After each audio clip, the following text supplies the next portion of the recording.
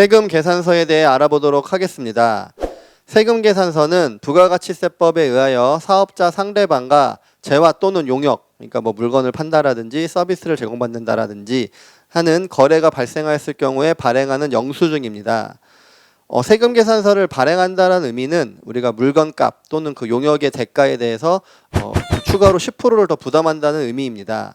예를 들어서 단순하게 물건값이 100만 원이라고 하였을 경우에 우리가 물건을 사는 사람이라고 했을 때 물건을 파는 분에게 110만 원을 줘야 됩니다.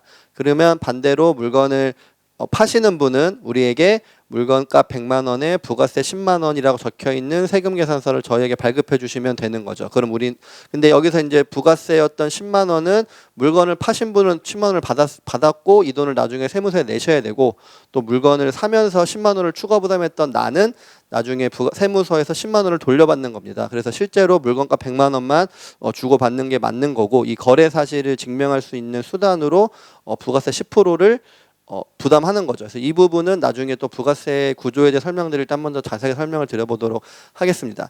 그래서 우리 사업자분들은 처음에 물건을 사고 팔 때 또는 서비스를 주고 받을 때 지금 우리가 얘기하는 이 거래 금액이 부가세가 포함되어 있는 건지 부가세가 제외되어 있는 것인지를 한 번 더 짚고 넘어가셔야 되는 습관을 가지시는 게 아주 중요합니다.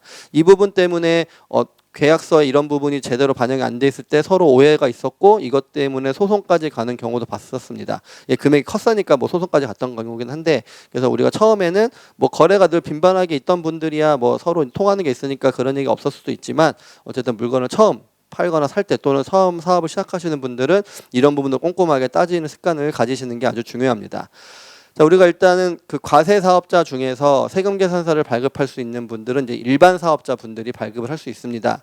대부분이 일반 사업자인데, 예를 들어서 뭐 도매상이라든지 아니면은 뭐 임대 사업자 분들이 이제 우리가 일반 사업자로 볼 수 있고, 이분들은 세금 계산서를 발급할 수가 있습니다.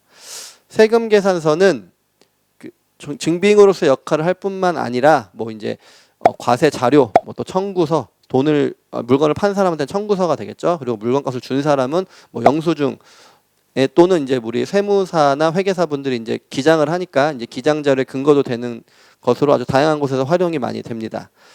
그래서 우리가 법인은 우리가 법인 사업자로 매출을 일으키는 분이라고 하면은 이제는 전자로만 세금계산서가 발행이 가능합니다. 그래서 국세청 홈택스를 통해서도 전자세금계산서 발급이 가능하고, 또 다른 프로그램으로도 발급이 가능합니다. 자, 근데 우리가 만약에 법인인데 종이로 세금계산서를 발급한다라고 하면 이때는 우리가 가산세를 1% 부담을 해야 됩니다. 그래서 우리가 법인이라고 하시면 사업자 등록하실 때 우리가 인터넷 뱅킹용 그 인증서도 물론 범용도 있긴 합니다만, 단순하게 설명드릴 좀 다른 얘기를 드리면 우리가 은행 가서 인터넷 뱅킹용 그 인증서를 발급받으실 때 그 세금 계산서 발급용 인증서도 만드셔야 되는 거를 알고 계셔야 됩니다. 그래서 인증서 받고 나서 이제 컴퓨터나 노트북으로 인증서 발급받고, 그다음에 또 다시 한 번 더 전자세금 계산서용 인증서도 발급받으셔야 이제 우리가 나중에 세금 계산서를 발급받을 수가 있습니다. 자, 그리고 이제 개인 사업자인 경우에는 일정 조건을 충족하시는 분들에 한해서만 전자로 세금계산서를 발행할 수 있습니다. 그래서 영세한 규모의 임대 사업자 분들은 때에 따라서는 종이로만 세금계산서를 발급하는 경우도 있습니다. 자, 근데 우리가 이제 세금계산서를 발급하는 입장에서 살펴봤을 때는 필수적으로 들어가야 될 요소들이 있습니다. 우리가 흔히 생각해보면 영수증이라고 그냥 단순하게 세금계산서 얘기가 아니라, 영수증이라고 생각해봐도 뭐 물건값, 파는 사람, 뭐 금액, 뭐 언제 팔았나 이런 것들이 기록이 되잖아요. 그래서 우리가 세금 계산서에도 이러한 요소들이 반드시 반영이 돼야만 적격한 증빙으로 인정해 주는데요. 적격한 증빙으로 인정을 해 주는데요. 일단은 공급자의 사업자 등록번호와 명칭입니다. 그래서 물건을 파는 사람의 사업자 등록번호와 그 상호, 명칭이 들어가야 되고요. 또 반대로 공급받는 자의 사업자 등록번호, 그러니까 이제 물건값을 치르는 구매자인 경우에는 사업자 등록번호만 있으면 됩니다. 그리고 뭐 명칭은 있으면 좋고, 그러니까 어쨌든 지금은 필수적인 요소를 받는 거니까 파는 사람의 사업자 등록번호와 상호 또는 명칭, 그리고 물건을 사는 사람, 공급받는 자의 사업자 등록번호, 그리고 이 세금 계산서를 작성한 날짜, 그러니까 작성 연월이라고 하는데 돈을 주고 보통은 돈을 준과 동시에 세금계산을 받으니까 거의 일치하긴 할 텐데 일단은 원칙적으로는 이 물건을 파는 분이 작성한 이 세금계산서를 작성한 작성 연월일이 기록이 돼야 됩니다. 그리고 또 하나는 이제 금액이죠. 물건값 그다음에 부가가치세가 얼마였는지에 대한 것을 기록을 해두시면 됩니다.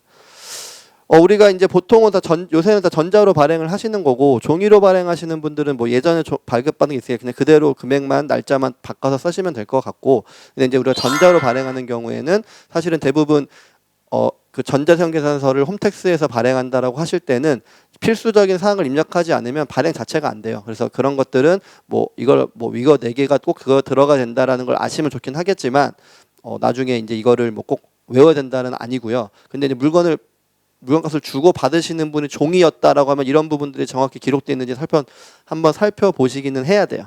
그리고 다시 전자로 얘기하면 전자로 세금계산을 주고받을 때는 오히려 그런 필수적인 요소가 무엇인지에 대한 것보다는 그 상호 간의 이메일 주소를 아셔야 돼요. 그래서 전자로 발행할 때는 그 이메일 주소를 입력하게 되어 있고 이 발급하는 분이 전자세금계산을 정확하게 발급을 하면은 이 발급자뿐만 아니라 매입하시는 분에게도 그 메일 주소로 이 전자세금계산 발급됐다라는 이메일이 날아가게 돼 있습니다.